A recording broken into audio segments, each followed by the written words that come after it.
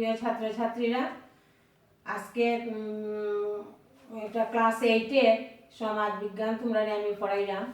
গতদিন আমি তোমরা বুঝাইছিলাম যে বসতি বসতি বুঝাইয়া তোমরা আমি নোটস দিয়া দিয়েছিলাম।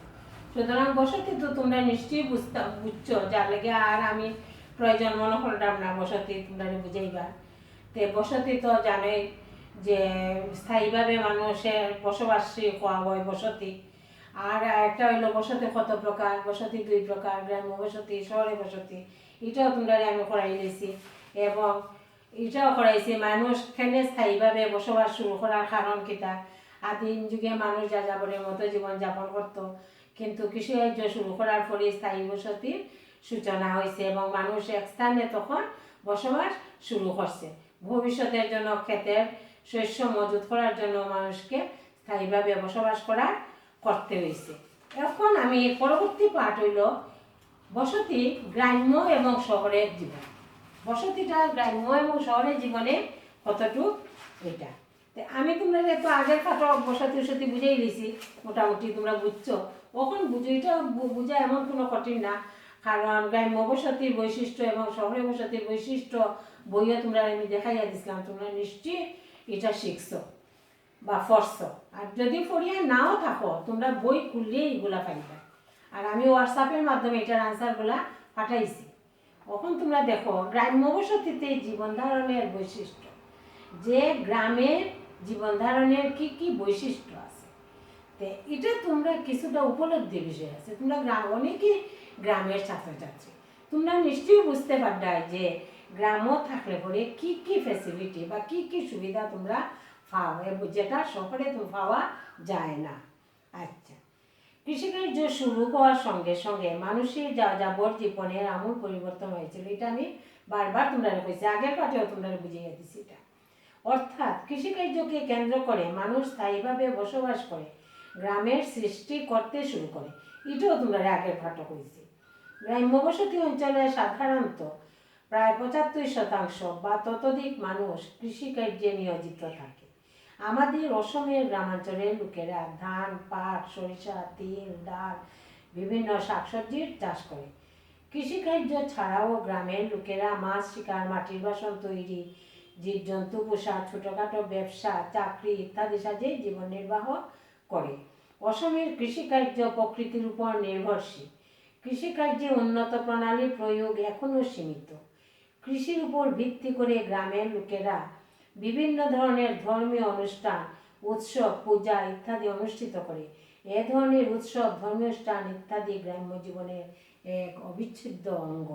তো নিজেরা বুঝো, দেখো গ্রাম্য অঞ্চলে মানুষ 75% মানুষ কৃষিকার্যে নিয়োজিত থাকে। আর যারা আছে অনেকে তারা অন্য কাজে, কেউ গ্রামের মানুষ যে চাকরি করে না তা না, তারারও চাকরি আছে, তারাও শহরে আইয়া চাকরি করে। কিন্তু আমার এরপরে দেখো লেখছে আসামের গ্রামাঞ্চলে লোকেরা কিতা কিতা চাষ করে, কিতা কিতা কৃষিকার্য করে, ধান, পাট, সরিষা, তিল, ডাল এবং বিভিন্ন শাকসবজির চাষ করে। কৃষিকার্য ছাড়াও তারা আরও কিতা করে, মাছ শিকার করে, মাটির বাসন বানায়, জীবজন্তু পুষে, ছোটোখাটো ব্যবসাও করে, চাকরিও করে, করিয়া তারা জীবন নির্বাহ করে। অসমের কৃষিকার্য কৃষির উপর নির্ভরশীল, প্রকৃতির উপর নির্ভরশীল। কৃষিকার্যে উন্নত প্রণালীর প্রয়োগও সীমিত। কৃষির উপর ভিত্তি করে গ্রামের লোকেরা বিভিন্ন ধরনের ধর্মীয় উৎসব, পূজা ইত্যাদি অনুষ্ঠিত করে। এ ধরনের উৎসব, ধর্মীয় অনুষ্ঠান ইত্যাদি গ্রাম্য জীবনের এক অবিচ্ছেদ্য অঙ্গ। এটা তো তোমরা নিজেরা বুঝছো গ্রাম্য জীবনে। এখন আমি কইলাম তোমরা শহরের জীবনের বৈশিষ্ট্যটা কিতা। শহরে বসতি সাধারণত ব্যবসা বাণিজ্য, উদ্যোগ ইত্যাদিকে কেন্দ্র করিয়া গড়িয়া ওঠে। 75% বা ততোধিক লোক উদ্যোগ, বাণিজ্য, বিভিন্নমূলক সেবামূলক কার্যের সঙ্গে জড়িত হয়ে জীবন নির্বাহ করে। শহরের কেন্দ্রীয় অঞ্চলটি ব্যবসা বাণিজ্যের কেন্দ্রবিন্দু।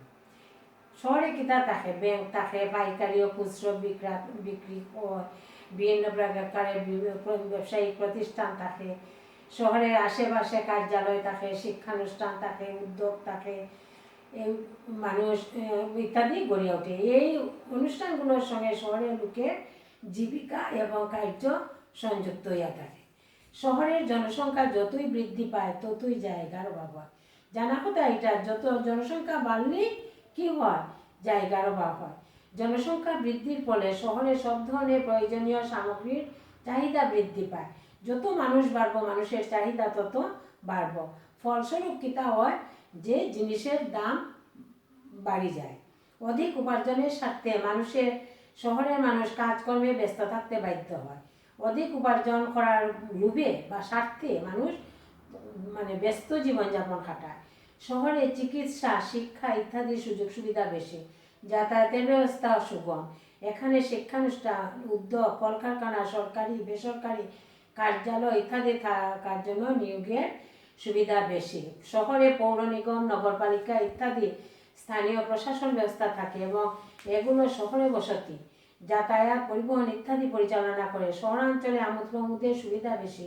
থিয়েটার, সিনেমা হল, চিড়িয়াখানা, উদ্যান, খেলার মাঠ ইত্যাদি থাকায় শহরের লোক অবসর বিনোদনের সুবিধা পায়। এটা নিশ্চয়ই তোমরা বুঝছো, কারণ শহরে অনেক অফিস আদালত থাকে, যার লেগে মানুষের জনসংখ্যা বৃদ্ধি পায় এবং জায়গার অভাব হয় এবং তারা অধিক উপার্জনের স্বার্থে নানা কাজকর্মে ব্যস্ত থাকে। তারপরে চিকিৎসা, শিক্ষা সবটার সুবিধা থাকে, যাতায়াতের সুবিধা থাকে এবং শিক্ষানুষ্ঠান, কলকারখানা, সরকারি বেসরকারি সব ধরনের নিয়োগের সুবিধাটা শহরে বেশি। এবং পৌর নিগম, নগরপালিকা যেটা আমরা কই মিউনিসিপালিটি, স্থানীয় শাসন প্রশাসন ব্যবস্থা থাকে। শহরে বসতি, যাতায়াত, পরিবহন ইত্যাদি পরিচালনা করে এইগুলা। শহরাঞ্চলে আমোদ প্রমোদের সুবিধাও বেশি। থিয়েটার আছে, সিনেমা হল আছে, চিড়িয়াখানা আছে, খেলার মাঠ আছে, উদ্যান আছে, যেমন পার্ক টার্ক, এগুলা অবসর বিনোদনের লেগে শহরের মানুষের এটা খুব বেশি সুবিধা পায়, যেটা গ্রামাঞ্চলে নাই। এই বলে আজকের লেগে অতটুকু বুঝিয়ে দিলাম। সামনের দিন তোমরা একটু বুঝিয়ে দিব, আর এটা তোমরা নিজেই অনেকটা বুঝবা শহরের আর গ্রামের মধ্যে কি আছে কি নাই, কিছুটা নিজের উপলব্ধি করলেই বুঝতে পারবে। ঠিক আছে, আজকের মতো এখানে শেষ।